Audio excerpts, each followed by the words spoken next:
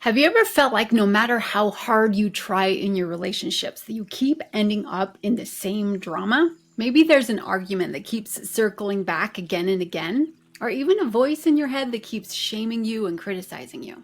Sometimes life can feel like an audition for a play that you never even wanted to try out for, acting out lines that don't even feel like who you are. If that resonates with you, here's the truth. Stress and uncertainty show up in ways that create drama.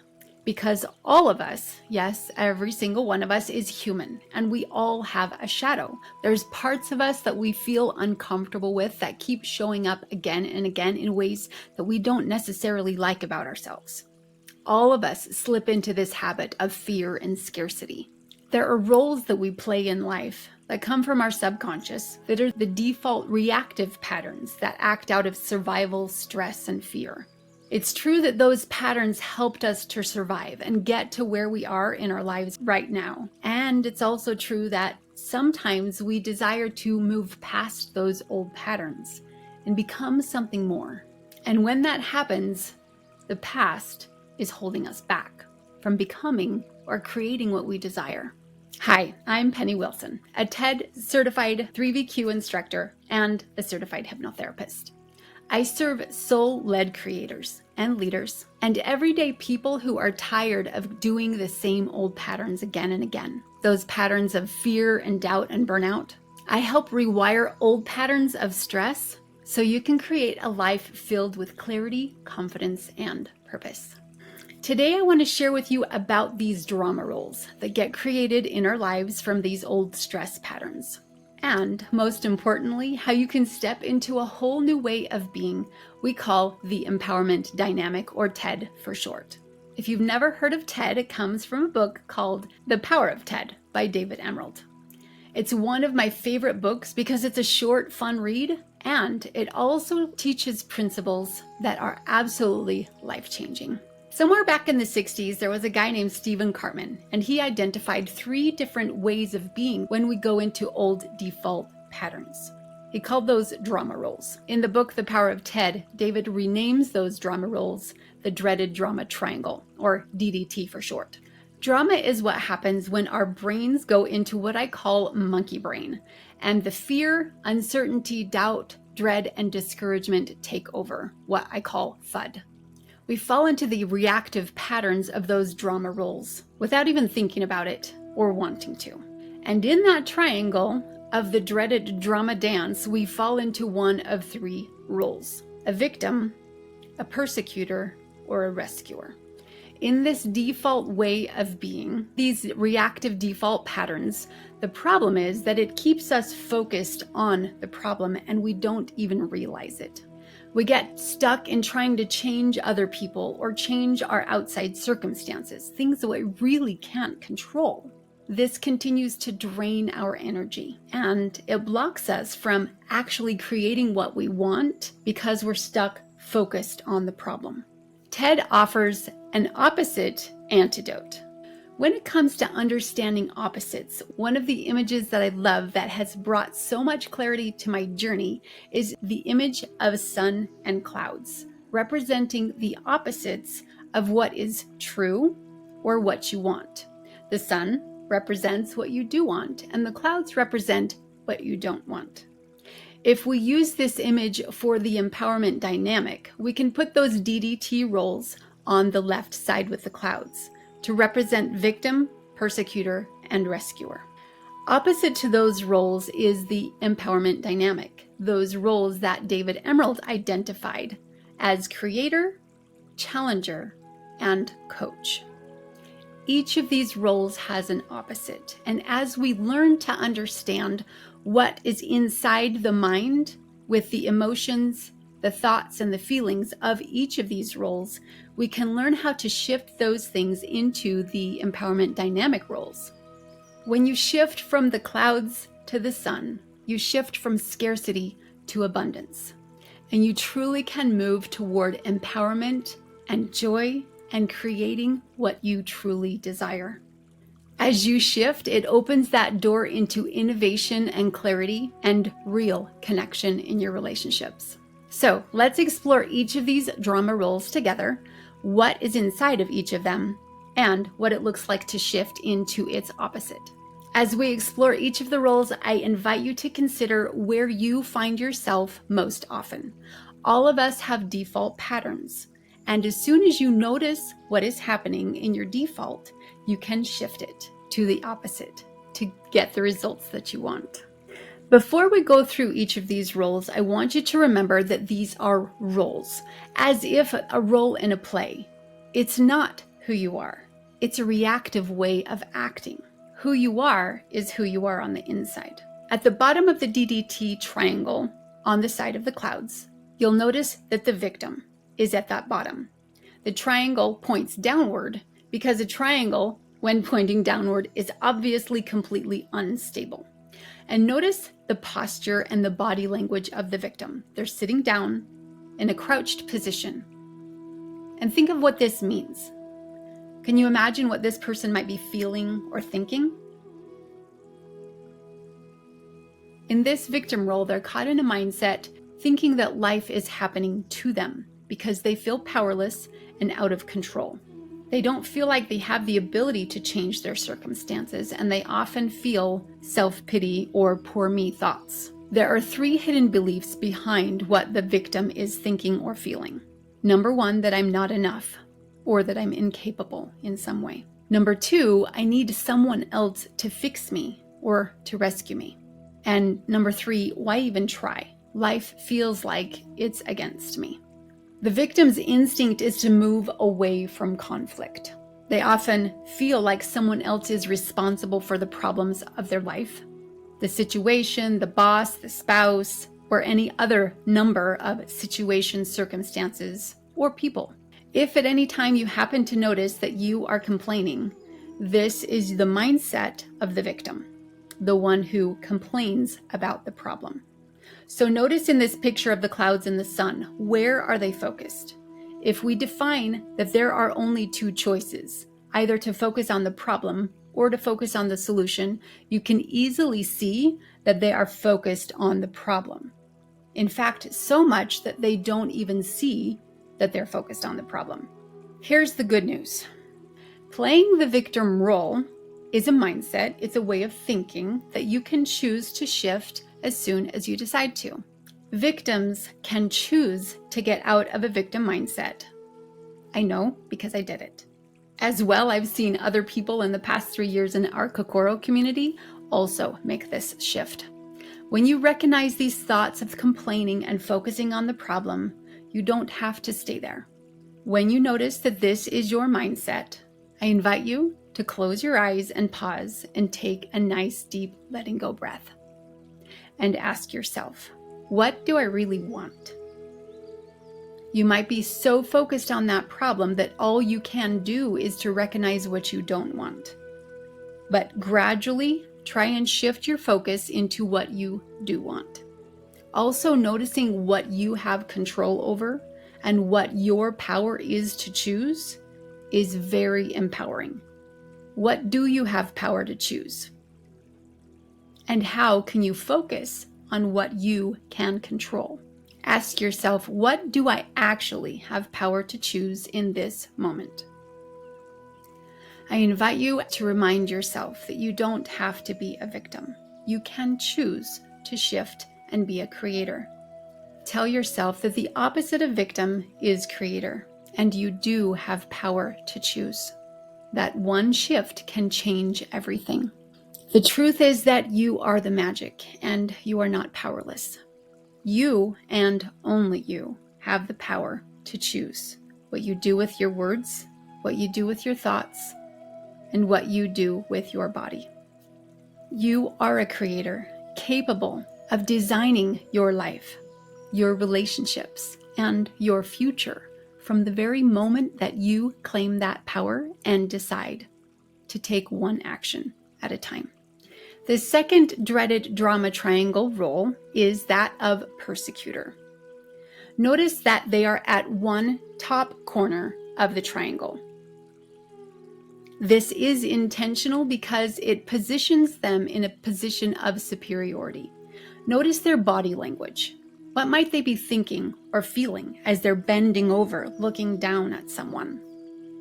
Maybe they're even pointing their finger at someone. The victim has that instinct to move away from. The persecutor has that instinct to move against. They wear an armor of control and superiority. Their message is that if I don't dominate other people, then other people will dominate me. They see life as a win-lose game. The truth is that underneath that armor is a layer of humanness, a layer of fear, the fear of being weak, the fear of being hurt. And so the persecutor obsesses over three things.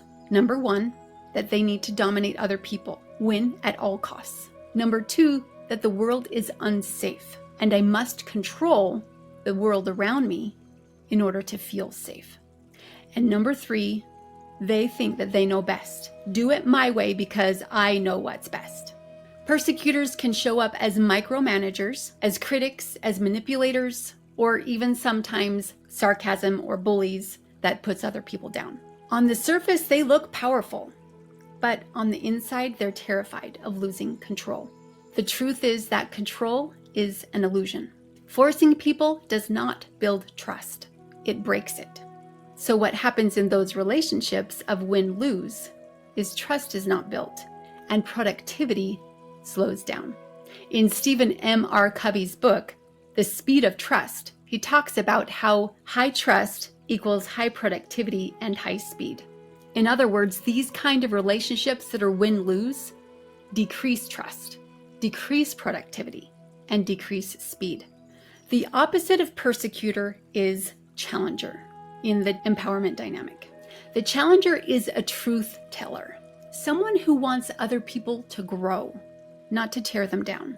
They ask questions that helps the team to move forward, holding themselves accountable as well as other people in a way that builds trust and mutual respect. If you are noticing this persecutor mindset, I invite you to shift into challenger by asking these questions. What is this situation teaching me? How can I support growth here and build trust? What is my true intention? Do I want to blame and put other people down? Or do I want to build up and increase speed and productivity? The truth is that the armor of the persecutor can feel very heavy, isolating in that need to protect themselves because they don't believe that the world is safe. If you are noticing this pattern inside of yourself, recognize that as you shift into challenger, you can get more of what you want, more productivity, more results, and actually create that connection that helps you to feel belonging and acceptance. The third role in the dreaded drama triangle is that of rescuer, on the opposite side of the persecutor at the top of the triangle. Notice their body language and imagine what might they be feeling or thinking as you see them moving toward reaching out their hand. They might be rushing in to help someone and saying, "Let me help you," which sounds amazing and noble. But underneath that rescuer, and the reason why it becomes unhealthy is because they have a need to be needed in a way that makes other people feel incapable. They have a fear of not being needed or not being loved. The rescuer runs on three delusions. The first one is that I must save others because they can't do it for themselves. The second one is that if I don't fix them, they're not going to get any better. And the third one is if I love them enough and do all these things, then I'm going to get recognition and acceptance in return. In other words, love. Rushing in to rescue someone without actually being invited in a healthy win-win relationship creates codependency. A rescuer can be a situation or a circumstance or a person, just like the persecutor. The rescuer could be food or some other type of numbing agent. Over time, what happens is the victim becomes resentful of the rescuer because inside, their creator essence feels pushed down and they feel less and less capable the more and more the rescuer tries to help them. The rescuer, on the other hand, becomes exhausted and also resentful. You can see how this turns into a dreaded drama dance where no one is truly happy. So how does the rescuer shift? And what's the opposite of rescuer? The opposite in the dreaded drama triangle of that rescuer role is the empowerment role of coach. You can shift from rescuer into coach by asking yourself, what is my intention here? Why am I trying to help? Do I need to be needed? Am I trying to get something out of this? Also ask yourself, are your actions truly empowering the other person to grow and to feel more capable? Or is it keeping them stuck? A coach sees other people as creators, someone that is capable of growth and becoming who they want to be. A creator doesn't need a rescuer. A creator can be empowered by a coach. Instead of fixing, a coach asks empowering questions, questions that provide support, provide an outside perspective and guidance.